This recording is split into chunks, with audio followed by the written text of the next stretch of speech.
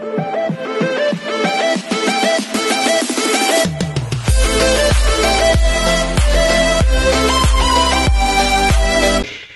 everyone, this is KGB Vlogs, a Filipino reactor based here in Kingdom of Saudi Arabia, and welcome back to my channel. Agad-agad, gawa natin yung reaction video. Ang Kim Pao TikTok compilation, guys. Shadow ban tayo for today's video sa YouTube. Baka naman pwede nyong i-like ang mga videos natin dyan at kung ano pa pwede nyong gawin.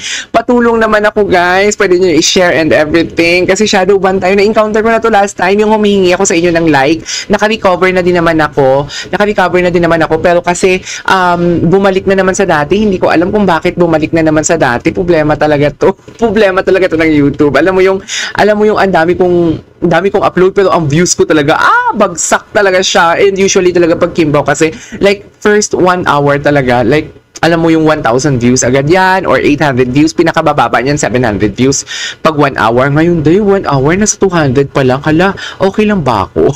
So I won't say agad-agad panoorin natin itong compilation na to. This one is the Kim Pao Through the Years. Pakinggan natin to. Ito yung sinasabi ko kanina na ang dami kasi na-disappoint na walang mga ayuda and everything. Parang hindi na kayo talaga nasanay sa Kim Pao. Sa totoo lang, parang every time na may mga ganitong moment, parang nagtatago sila tapos bigla silang, alam mo yung lumalabas na lang na out of nowhere na hindi mo alam kung saan sila nanggaling. Tapos may mga binibigay na silang mga ayuda sa atin for today's video. May mga hint. Kumbaga, so kung wala man silang ayuda for today's video, magkasama sila, dear, believe me, gugulatin na naman nila tayo. Naniwala ba kayo sa akin last time? Sabi ko nga, 'di ba? Ginulat nila tayo ng pagdating sa yung nag-workout sila ni Kim, yung nag-jogging sila, nang lungkot-lungkutan kayong lahat. Charis, hindi naman lahat, but some of you guys, some of the Kim Pao na mahinang nila lang. Charis. Naglulungkot-lungkutan kasi walang ayuda. Pero hindi kasi kayo naniniwala maniwala kasi, i-manifest nyo kasi dear, i-manifest nyo, okay? So ito through the years, back to square one tayo. Kung malungkot kayo, ito, alalahanin natin kung saan sila nagsimula, paano sila nagsimula, and i-analyze natin yung progress ng kanilang relasyon for today's video. So without further ado, let's all watch this. Tignan natin to. Oh, journey, diba? The journey of Kim Pao. Maganda to. Grabe, ang payat. Ang payat ni Kim. Ay, si Paulo, oh. Si Bea kasama niya, no? Ay, hindi si Janet. Asan? Si Bea. Oo, si Bea. Tama, si Bea kasama niya. Ay, ayun si Kim. Wala lang. Ano lang sila? Strangers. Okay. Gusto ko tong video na to. I-bookmark ko nga to. Oh, di ba? May mga ganyang ganap sila. Kaya, back to square one tayo. Huwag natin kalimutan. We are the full journey. Okay. Ang gwapo ni Paulo, oh.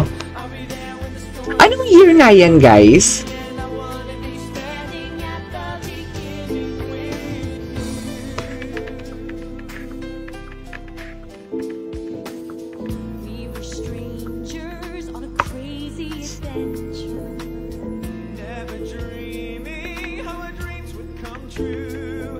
And here we... May nagsisearch lang sa akin.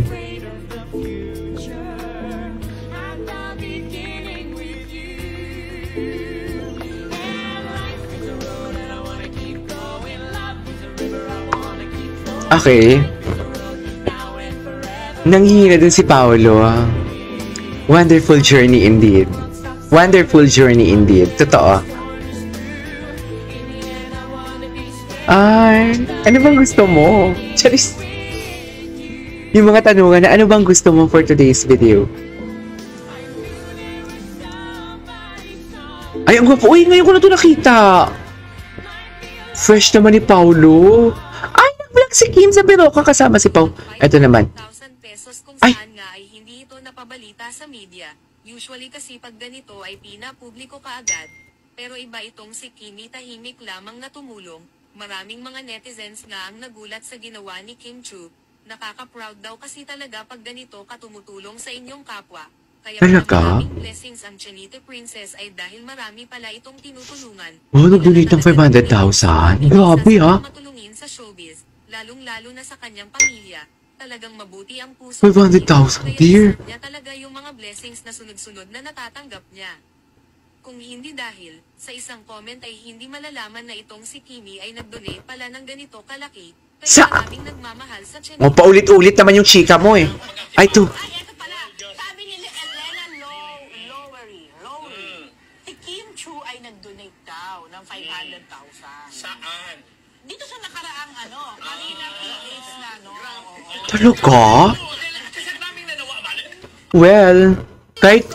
Well, okay naman, naniwala naman ako because Kim Chu is, very generous siya. Kahit di ba, parang merong isang eksena na si Ann, nagsabi si Ann na, Kim, alam kong nag-donate ka, ganon, sabi ni Ann. So, nahalata doon si Kim na may binigay nga.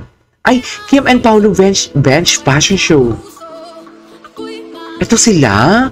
Hala, ang daming ayuda na matagal na ngayon lang naglalabasan. Ay! Pao, hubad kong hubad.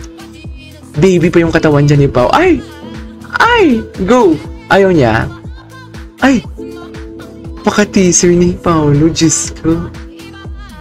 Grabe naman yan, Pao.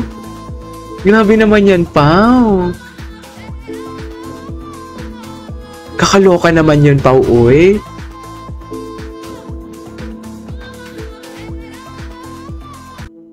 Okay, what's next? Ito. More ASAP videos from ASAP, California. Ay! Niloloko niya si Darin, si Bestie. Ang dami palang ayuda talaga. Okay. Ay. Kaninong anino daw yan? Natural kay Kim. Dear kay Kim Anino yan, wag kayong Charis. Wag kayong Ay. Saan to? Kay Glenda? Parang K-pop idol siya, no? Saan to? Ang daming ayudang lumalabas.